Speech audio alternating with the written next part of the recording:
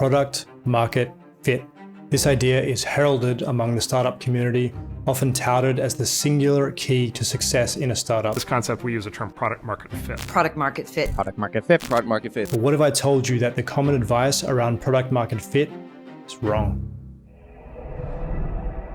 Hi, I'm Ryan Genie.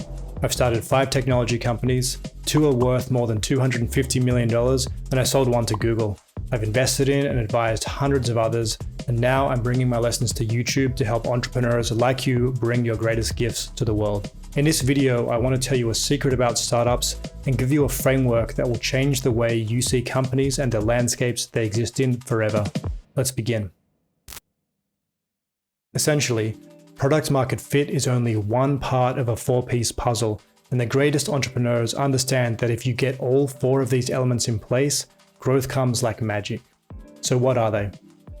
Product channel fit, channel model fit, model market fit, and finally, market product fit. Let's dive in. Let's start with 2 obvious facts. Firstly, distribution follows a power law.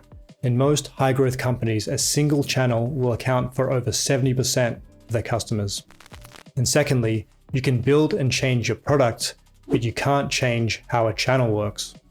Stated individually, most people understand these intuitively, but it's in piecing them together that produces the real insight. If nailing one channel is all you need, and you can't alter how the channels work, then you have to build products to fit the channels. No matter how much you kick and scream, you can't affect the architecture of an Instagram ad. It's always going to look roughly the same. Think how out of place a $100,000 a year SaaS ad would look on your Instagram feed. If your product isn't suited to being sold over social media, it's never going to find explosive growth no matter how many millions you pour into your Instagram ad spend. This is where hundreds of companies mess up, since they're so focused on product market fit, they only think about getting that part right, then assume they can test a bunch of different channels later. But without a distribution channel that makes sense for your product, it's unlikely to work out. Most companies fail to find a single channel that works, so you should really build your product with a channel in mind. This might sound strange, but building distribution is usually much harder than building a product, so you could actually start a company by focusing only on distribution, then figure out what product to sell into that channel later. This is what big content creators and online influencers do: build an audience, then sell things to them. Think of Mr. Beast and his Beast Burger, or Kylie Jenner and her makeup brand. This leads to the natural next question: how do you find a channel that works? And this brings us to channel model fit. But before I go into that, I want to take a moment to credit Brian Balfour. He runs an amazing blog at brianbalfour.com, and this video is based on a series of essays he made on the topic, which I've linked in the description. Also, while I have you, if you find this valuable, please take a second to like and subscribe. It goes a long way to helping me get these videos out there in YouTube's algorithm. Channel model fit is the idea that your business model defines the kind of channels you can use. The important thing to understand here is that every business lives on a spectrum based on their average price per customer and their customer acquisition cost. Companies that have a low price have to make use of low CAC channels, whereas those that make more per user can use higher CAC channels. Let's take a look at some examples. On the low end, there are companies like TikTok and Instagram who only make a small amount per user. Because of this, they grow best through low CAC channels like user virality and user-generated content. The businesses that have slightly higher average revenue per customer, like Slack or Audible, they can afford to use channels like paid marketing and influencer ads. Hopefully, you're starting to see the pattern. The more you make per customer, the more you can spend to acquire customers. Let's return to the chart and flesh out the other side of the spectrum. Once we do so, you'll notice a critical danger zone. Further along are mid-market B2B companies like Salesforce.com or Atlassian, who can use much more expensive CAC channels like content marketing and inside sales. And finally, there are the really high price point businesses, those that survive on 6 or 7-figure enterprise deals. Businesses like Palantir or Oracle live here. Companies like these can make use of full-on enterprise sales teams. Think lots of airplane flights and steak dinners. As you can see, there's an empty middle in this chart, and this space is a bit of a no man's land. Any company in that section suffers from either having too much friction or too little payoff. Low CAC channels rely on having quick time to value and having as little friction as possible. For instance, if you're trying to sell a $1,000 product through a low CAC channel like viral marketing, there's too much friction for the customer to sign up on a whim. Additionally, a company in the danger zone has too low price to afford high CAC channels like an inside sales team. This leads to terrible unit economics, with these businesses often making zero or even negative returns on their marketing spend because of their CAC. Can companies exist in this danger zone? Yes, it's possible, but it's not easy. Startups are hard already, and it's always better to roll boulders downhill than push them up. Particularly perceptive viewers might have already noticed the key understanding that's missed by product market fit tunnel vision. You can't treat any part of a billion-dollar startup in a silo. If your channel defines your product and your model defines your channel, you can see how trouble happens when these elements aren't aligned. It's common to see entrepreneurs change one part of the mix, like the pricing, and then be surprised when their usual distribution channels stop working. But with the knowledge of these 4 components, it's obvious why this happens. On the other hand, getting them all right creates magic. This will only become more clear as we go through the next section. The size of your market determines your business model. To illustrate this, let's use this great graph from Christoph Jans at Point 9 Capital.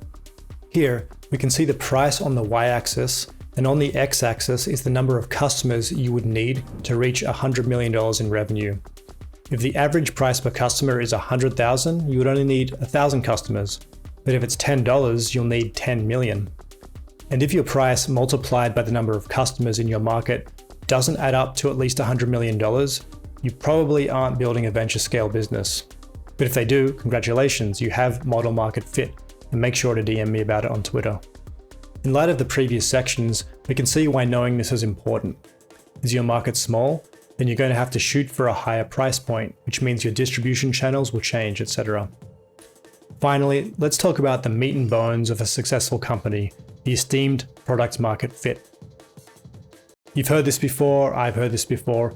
Product market fit is the idea that your market wants your product. And it's not just that they want your product, it's that they're exploding with feverish excitement to get your product. I'm going to keep this brief and present a simple reframe. It's not product market fit, it's market product fit. Your market defines your product doesn't define your market. When I started Parsable, we were making applications for Google Glass and then trying to find customers for them. We realized quickly that this was the wrong way of going about it. It's always better to understand your market first and then build a product with the needs of that market in mind. Think market first, product second. I've talked extensively on this topic in my video on market analysis here. Now that we know what each of these quadrants means, let's do something weird. Let's talk about how MailChimp, HubSpot, and Marketo are all basically the same company. What do these 3 companies really do? When you strip away all the bells and whistles, they let you send and automate emails. That's it. Purely based on function, any one of these could take the whole email marketing client market. Yet they're all coexisting as billion-dollar companies. What gives? It's all about those 4 quadrants.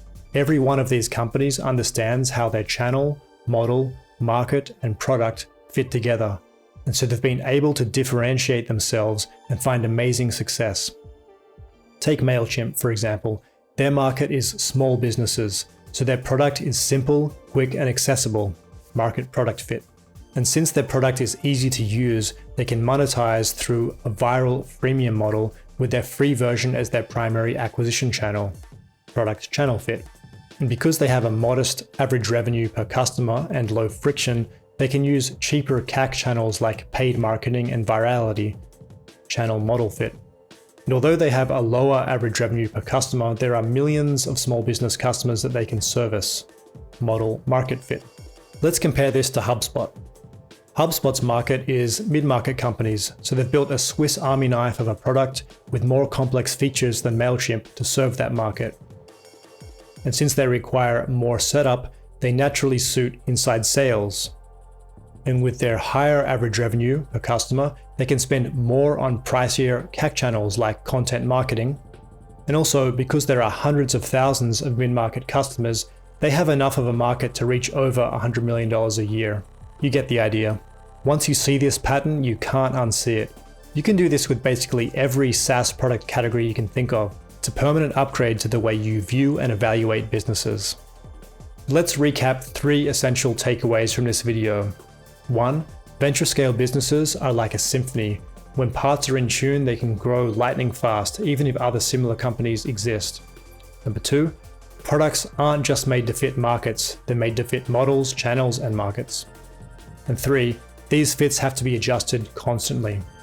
On that final point, since a change in one part affects everything else, a macro shift that alters your marketing channels, like social media ads becoming way more expensive, will require you to reevaluate every part of your business. Please remember to like and subscribe if you enjoyed this video, and if you have any questions, post them in the comments below. Next up, you should check out my Quintessential Startup Playbook series, where I share everything I've learned about building billion-dollar businesses. Thanks for joining me, and until next time, go deep.